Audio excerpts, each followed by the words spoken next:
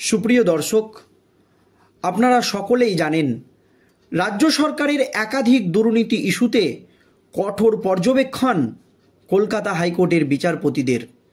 সেই শিক্ষক নিয়োগ দুর্নীতি থেকে শুরু করে গরু পাচার, কয়লা পাচার, এমনকি সরকারি কর্মচারীদের ন্যায্য অধিকার ডিএ মামলা, এছাড়াও আরজি কর কাণ্ডে মহিলা চিকিৎসকের মৃত্যুর ঘটনায় সিবিআইয়ের হাতে তদন্তভার তুলে দিয়েছিল কলকাতা হাইকোর্টের বিচারপতিরা। আর প্রত্যেকটা মামলা নিয়ে রাজ্য সরকার সুপ্রিম কোর্টের দ্বারস্থ হয়েছে। তবে সুপ্রিম কোর্টে গিয়ে একাধিক মামলায় স্বস্তি পেয়েছে শাসক দল তৃণমূল কংগ্রেস। সেই 26,000 চাকরি বাতিলের মামলা থেকে শুরু করে সরকারি কর্মচারীদের ন্যায্য অধিকার ডিএ মামলা, এমনকি গরু পাচার, কয়লা পাচার, একাধিক মামলায় লোকসভা নির্বাচন চলাকালীন এই রাজ্যের 25 থেকে 26,000 শিক্ষক শিক্ষিকার চাকরি বাতিল করে দেন কলকাতা হাইকোর্টের বিচারপতিরা একাধিক বড়সড় দুর্নীতির জন্য। তবে কলকাতা হাইকোর্টের সেই রায়কে চ্যালেঞ্জ জানিয়ে সুপ্রিম কোর্টের দ্বারস্থ হয় রাজ্য সরকার। আর সেই রায়ে স্থগিতাদেশ দিয়ে দেয় সুপ্রিম কোর্টের প্রাক্তন প্রধান বিচারপতি DY চন্দ্রচূড়ের নেতৃত্বাধীন ডিভিশন বেঞ্চ। তারপর 26 সরকারি কর্মচারীদের ন্যায্য অধিকার ডিএ মামলার শুনানি সুপ্রিম কোর্টে 13 বার পিছিয়ে গিয়েছে। তারপরও এই মামলার নিষ্পত্তি হয়নি। 26,000 চাকরি বাতিলের মামলাও সুপ্রিম কোর্টে দীর্ঘদিন ধরে ঝুলে রয়েছে। এমনকি চন্দ্রচূড়ের আমলে আরজি করের মতো গুরুত্বপূর্ণ মামলার শুনানিও সুপ্রিম কোর্টে বারবার পিছিয়ে গিয়েছে, যা নিয়ে একাধিকবার প্রশ্ন উঠেছে। আর এই আবহে সুপ্রিম কোর্টের প্রধান বিচারপতি পদে বসেছেন সঞ্জীব খান্না। সঞ্জীব খান্না প্রধান বিচারপতি পদে বসেই পরিষ্কার জানিয়ে দিয়েছেন যে সমস্ত মামলা সুপ্রিম কোর্টে দীর্ঘদিন ধরে ঝুলে রয়েছে সেই সমস্ত মামলা কিভাবে দ্রুত নিষ্পত্তি করা যায় সেই পদক্ষেপ তিনি নেবেন। যদিও চন্দ্রচূড়ের আমলে চলা একাধিক নীতির পরিবর্তন করেছেন সুপ্রিম কোর্টের বর্তমান প্রধান বিচারপতি সঞ্জীব খান্না, তার তীব্র বিরোধিতা করেছিল সুপ্রিম কোর্টের বর্ষিয়ান আইনজীবী কপিল সিব্বাল এবং অভিষেক মনু সিংভি। তারপরও নিজের অবস্থানে অনার সুপ্রিম কোর্টের প্রধান বিচারপতি সঞ্জীব খান্না। আর এই আবহে রাজ্য সরকারের একটি গুরুত্বপূর্ণ মামলা সুপ্রিম কোর্টে উঠেছিল।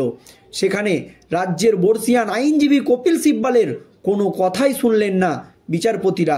শুধু কথাই নয়, তার আবেদন সরাসরি খারিজ করে দিল সুপ্রিম কোর্ট। ঠিক কী মামলা উঠেছিল, রাজ্যকে কী হুঁশিয়ারি দিয়েছেন সুপ্রিম কোর্টের বিচারপতিরা, দর্শক দেখুন।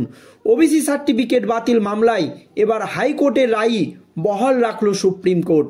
যদিও আগে হাইকোর্টের একাধিক রায়ে স্থগিতাদেশ দিয়েছে সুপ্রিম কোর্টের প্রাক্তন প্রধান বিচারপতি DY চন্দ্রচূড়। এই মামলাতেও যাতে স্থগিতাদেশ দেওয়া হয় এই আবেদন জানানো হয়েছিল রাজ্যের তরফে। তবে এই ওবিসি সার্টিফিকেট বাতিল মামলায় এবার হাইকোর্টের রায়ই বহাল রাখল সুপ্রিম কোর্ট এবং পরিষ্কার জানিয়ে দেওয়া হলো ধর্মের ভিত্তিতে কোনো সংরক্ষণ করা যায় না। মামলা গ্রহণ করে এই মৌখিক পর্যবেক্ষণ সুপ্রিম কোর্টের কিভাবে 77টি সম্প্রদায়, যাদের মধ্যে বেশিরভাগই মুসলিম সম্প্রদায়ভুক্ত, তাদের ওবিসি বলে চিহ্নিত করা হচ্ছে, এই প্রশ্ন তুলে দেয় সুপ্রিম কোর্টের বিচারপতিরা। এই মর্মে রাজ্য সরকারের কাছে হলফনামা চাইল সুপ্রিম কোর্ট। গত মে মাসে ঘোষিত হাইকোর্টের সেই রায়কে চ্যালেঞ্জ করে রাজ্য সরকার সুপ্রিম কোর্টের দ্বারস্থ হয়। বিচারপতি BR গাভাই এবং KV বিশ্বনাথের বেঞ্চে মামলার শুনানি হয় সোমবার। ধর্মের ভিত্তিতে নয়, পিছিয়ে পড়াদের জন্যই এই সংরক্ষণ, সওয়াল রাজ্য সরকারের। এইদিকে কপিল সিব্বালের পাল্টা সওয়াল আইনজীবী মনিন্দর সিংহের।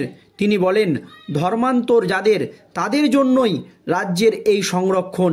এদিন রাজ্যের তরফে কপিল সিব্বাল এও বলেন, এই রাজ্যে মোট বাসিন্দার 28% সংখ্যালঘু, তার মধ্যে 27% মুসলিম।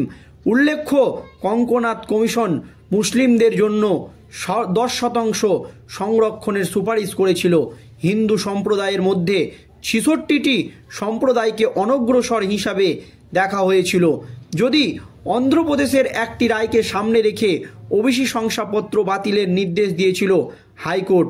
গত 22শে মে বিচারপতি তপব্রত চক্রবর্তী এবং বিচারপতি রাজাশেখর মান্থার ডিভিশন বেঞ্চে 2010 সালের পর থেকে তৈরি রাজ্যের সব ওবিসি সার্টিফিকেট বাতিল করে দেওয়া হয়েছিল। কলকাতা হাইকোর্টের নির্দেশে রাজ্যের দেওয়া কয়েক লক্ষ ওবিসি সার্টিফিকেট বাতিল হয়ে যায়। ওই রায়কে চ্যালেঞ্জ করে সুপ্রিম কোর্টের দ্বারস্থ হয় রাজ্য সরকার। শীর্ষ আদালত ওই নির্দেশে এখনও পর্যন্ত কোনো স্থগিতাদেশ দেয়নি। তবে রাজ্যের আইনজীবী কপিল সিব্বল বারবার স্থগিতাদেশের জন্য আর্জি করেছিল। ফলে ওবিসি সার্টিফিকেট ব্যবহার করতে পারছে না বহু মানুষ। আর এই ওবিসি সার্টিফিকেটেও ব্যাপক দুর্নীতি হয়েছে বলে অভিযোগ করছে অনেকেই। কারণ ওবিসি সার্টিফিকেট বাতিল মামলায় এবার হাইকোর্টের রায়কেই বহাল রাখলো সুপ্রিম কোর্ট। হাইকোর্ট যে রায় দিয়েছিল সেই রায়ে বারবার স্থগিতাদেশ চাওয়া হয়েছে রাজ্যের তরফে, বা রাজ্যের আইনজীবী কপিল সিব্বল বারবার স্থগিতাদেশের জন্য আর্জি জানিয়েছেন। তবে কোনো রকম হাইকোর্টের রায়ে স্থগিতাদেশ দেওয়া হয়নি। ধর্মের ভিত্তিতে কোনো সংরক্ষণ করা যায় না, পরিষ্কার জানিয়ে দিয়েছেন কলকাতা হাইকোর্টের বিচারপতিরা। মামলা গ্রহণ করে এই মৌখিক পর্যবেক্ষণ সুপ্রিম কোর্টের কিভাবে ৭৭টি সম্প্রদায়, যাদের মধ্যে বেশিরভাগই মুসলিম সম্প্রদায়ভুক্ত, তাদের ওবিসি চিহ্নিত করা হচ্ছে, এই প্রশ্ন তুলে দিয়েছেন সুপ্রিম কোর্টের বিচারপতিরা। শুধু তাই নয়, এই মর্মে রাজ্য সরকারের কাছে হলফনামাও চেয়েছে সুপ্রিম কোর্ট। গত মে মাসে ঘোষিত হাইকোর্টের সেই রায়কে চ্যালেঞ্জ করেই সুপ্রিম কোর্টের দ্বারস্থ হয় রাজ্য। বিচারপতি বি.আর. গাভাই ও কে.ভি. বিশ্বনাথের বেঞ্চে মামলার শুনানি হয় সোমবার। ধর্মের ভিত্তিতে নয়, পিছিয়ে পড়াদের জন্যই এই সংরক্ষণ সওয়াল করে রাজ্য সরকারের আইনজীবী কপিল সিব্বল। পাল্টা সওয়াল আইনজীবী মরিন্দর সিংহের। তিনি বলেন, ধর্মান্তর যাদের, তাদের জন্যই রাজ্যের এই সংরক্ষণ বলে পাল্টা সওয়াল করেন কপিল সিব্বলের বিরুদ্ধে মনিরন্দর সিং। এবং কপিল সিব্বল বারবার আর্জি করেন যে ওবিসি সংরক্ষণ মামলায় স্থগিতাদেশ দেওয়া হোক। তবে নাকচ করে দেন বা রাজ্যের আবেদন খারিজ করে দেন কলকাতা হাইকোর্টের বিচারপতিরা। শুধু তাই নয়, কলকাতা হাইকোর্ট যে রায় দিয়েছিল সেই রায়ই আপাতত কিন্তু চালু রয়েছে বা বলবৎ রয়েছে। কারণ কলকাতা হাইকোর্টের নির্দেশে রাজ্যের দেওয়া কয়েক লক্ষ ওবিসি সার্টিফিকেট বাতিল হয়ে যায়। সেই রায়কে চ্যালেঞ্জ করে সুপ্রিম কোর্টের দ্বারস্থ হয় রাজ্য। শীর্ষ আদালত ওই নির্দেশে এখনও পর্যন্ত কোনো স্থগিতাদেশ দেয়নি।